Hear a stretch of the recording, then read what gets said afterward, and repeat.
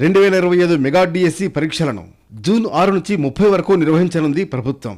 ఈ మేరకు ఏపీ విద్యాశాఖ ఏర్పాట్లలో నిమగ్నమైంది.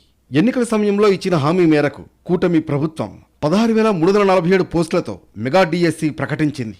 ఏపీకి చెందిన వారితో పాటు ఇతర రాష్ట్రాల అభ్యర్థులు కూడా కలిపి మొత్తం 3,34,000 మందికి పైగా అభ్యర్థులు ఈ పరీక్షకు దరఖాస్తు చేసుకున్నారు.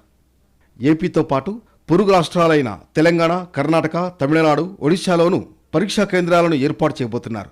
జూన్ 6వ తేదీ నుంచి 30వ తేదీ వరకు ప్రతిరోజు 2 సెషన్లలో డిఎస్సి పరీక్షను నిర్వహించనున్నారు.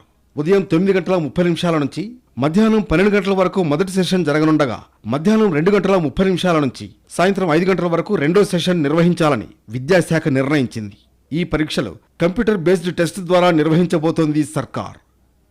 విద్యా వ్యవస్థలో కీలక సంస్కరణల దిశగా ఏపీ ప్రభుత్వం అడుగులు వేస్తోంది.